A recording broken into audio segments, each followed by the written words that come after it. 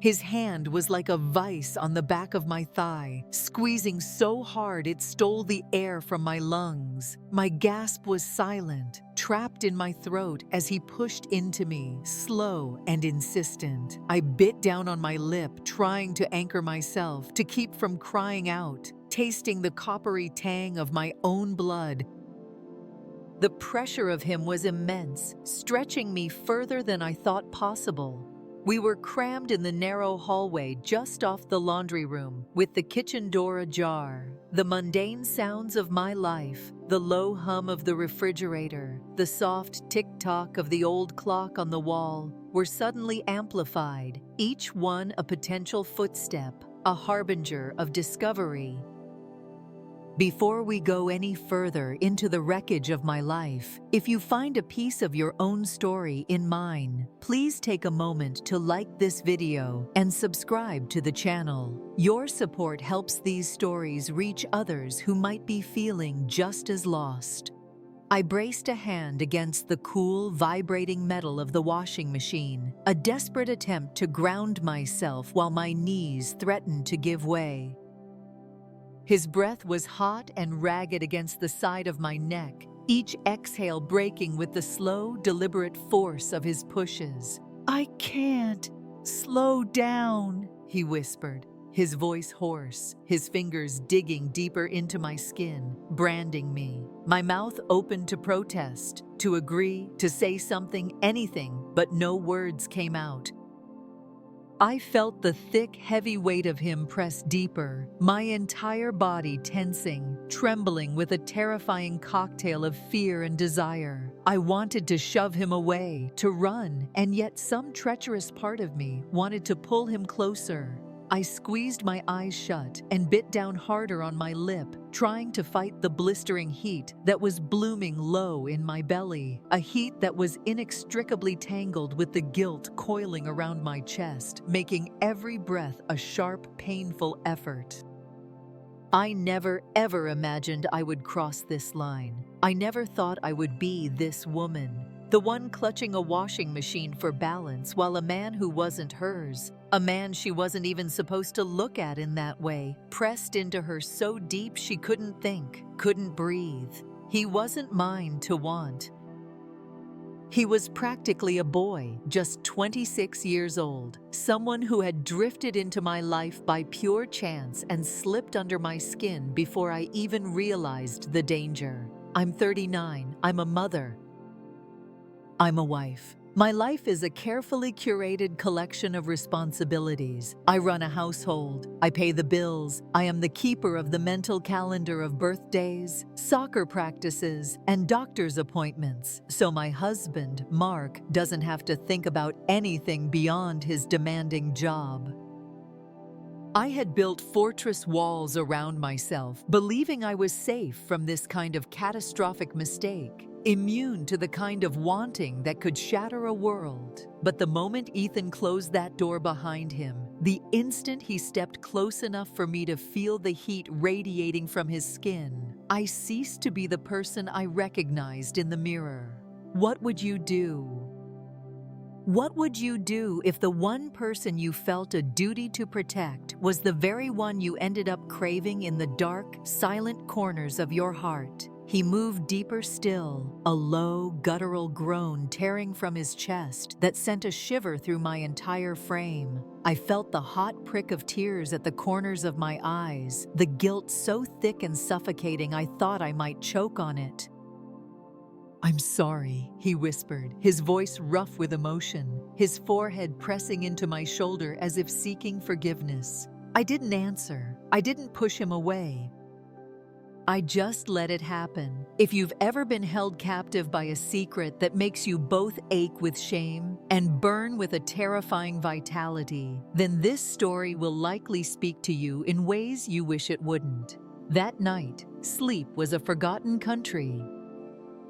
I lay perfectly still in bed next to Mark, listening to the soft, rhythmic rumble of his snoring, a sound that had once been comforting, but now felt like a judgment. I stared up at the ceiling fan as it spun lazy, hypnotic circles overhead.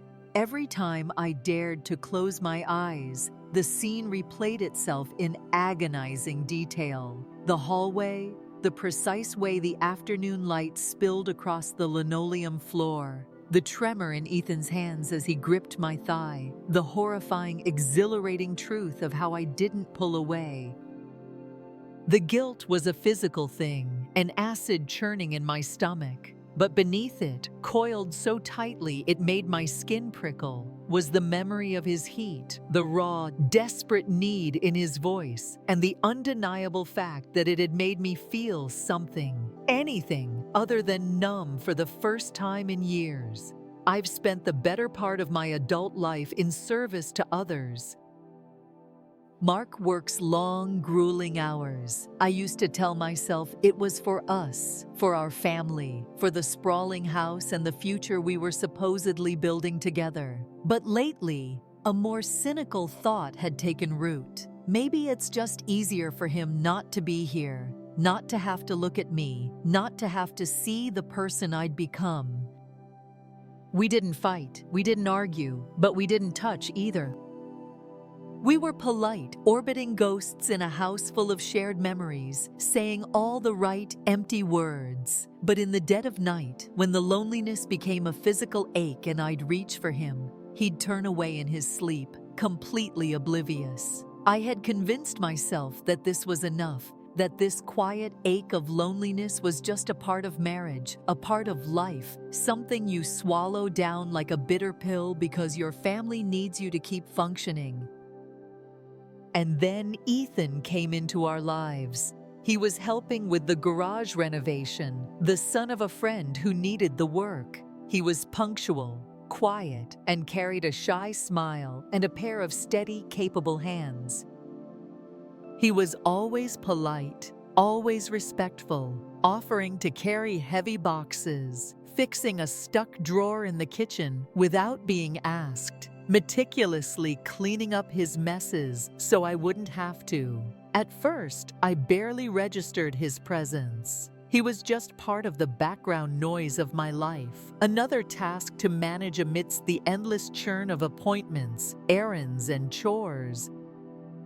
But he was persistent in his quiet way. He started looking at me, really looking, in a way that made me feel seen. He'd ask about my day and actually wait for the answer. He noticed when I was tired, when I was forcing a smile. He watched me with a gentle intensity that made my stomach twist into a knot I hadn't felt since I was a teenager. I told myself it was harmless. I was a grown woman, a mother. I knew better. He was just being kind. But the evidence to the contrary began to mount in tiny, undeniable increments. The way he'd linger in a doorway when I bent to pick something up, the way he'd engineer a reason to brush against me in a narrow hallway, the way his voice would drop half an octave when he said my name, Laura. It was building something inside me, something I had no idea how to dismantle. One afternoon, he stayed late to fix a leaky pipe under the kitchen sink. Mark was, as usual, working late, and the house was silent, save for the rhythmic drip, drip, drip of water and the hum of the fridge. He was on his knees, his t-shirt riding up just enough to expose the lean line of muscle at his lower back, the flush of skin where the waistband of his jeans dipped low. I should have walked away. I should have busied myself in another room. But I didn't. I stood there and I watched. And when he finally stood up, turning toward me with his hands still damp, and reached up to gently brush a stray strand of hair from my cheek, I felt it. A seismic shift deep within me, a crack running through the carefully constructed dam I'd built around my heart for years. I think, even then, a part of me wanted the dam to break. If you're still with me, please hit that like button and consider subscribing. And if this story is touching a nerve, if you've ever felt that impossible pull, press the number 1 in the comments. You're not alone. After that first time in the hallway, I swore to myself it would be the last. I would be stronger. I would shut it down. But my resolve was a fragile thing. Every time he came to the house, every time I heard the soft creak of the back door, every time he said Laura in that low voice that seemed to catch at the edges, my resolve crumbled a little more. It was the smallest, most insignificant things that completely undid me. The way he'd stand a fraction of an inch too close when handing me a tool or a cup of coffee, the way his fingers would brush over mine and linger for a beat too long, the way he looked at me when he thought I wasn't paying attention, a look so full of things he couldn't say. He started finding more repairs to do around the house, staying later and later. My husband barely noticed. He'd come home, exhausted, and collapse onto the couch, oblivious to the steady, quiet hum of another man's presence filling all the empty spaces he had left behind. I started to dread the moment Ethan would leave, the profound, crushing silence that would descend upon the house after the door shut behind him. I would stand in the kitchen, clutching the edge of the counter, my arms wrapped tightly around myself to keep from shaking. It all came to a head on a Friday afternoon. The sky had turned the color of an old bruise, the clouds hanging so low and heavy it felt like the world was holding its breath. I'd spent the morning in a frenzy of cleaning, scrubbing surfaces that were already spotless, anything to distract from the gnawing ache in my chest. The rain started as a soft hiss against the window panes. I thought I was alone. And then I heard it, the slow, careful creak of the back door. My own breath caught in my throat. "I told you not to come here," I whispered, my voice trembling, my knuckles white as I gripped the sink. He shut the door, his dark hair plastered to his forehead, his shirt clinging to his chest. "I tried, Laura," he breathed, his voice strained. "I swear to God, I tried."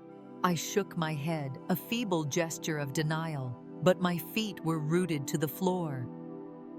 He crossed the kitchen in 3 long strides, stopping just inches from me. The heat from his body was a tangible thing. I could see the trembling in his hands as he reached for me.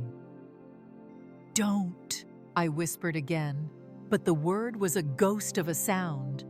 "Tell me to stop," he pleaded, his forehead resting against mine, his own breath shaking. "Tell me you don't want this." I opened my mouth, but it was useless. No words came. He kissed me then, a kiss that was all hunger and desperation and weeks of unspoken tension. His hands, rough and calloused, slid under my shirt, exploring the soft skin of my back. A soft, broken sound escaped my lips as my own hands found their way up his arms, my nails digging into the damp fabric of his shirt. He lifted me onto the counter as if I weighed nothing, the cold tile a shock against the backs of my thighs. The rain slammed against the window now, a furious percussion matching the ragged, uneven rhythm of our breathing. When he pressed against me, I felt the full, hard size of him through the thin fabric of his jeans. I bit my lip again, stifling a whimper as he pushed closer still. "Please," I whispered, though even I didn't know if I was begging him to stop or to continue. He fumbled with the button on my jeans, his hands shaking as they traced the curve of my hips, my thighs, every part of me he had only ever been allowed to look at. A soft cry left my throat when he finally pushed inside me, slow and deep. I bit my lips so hard I tasted blood again, hot tears slipping from the corners of my eyes and tracing paths down my temples.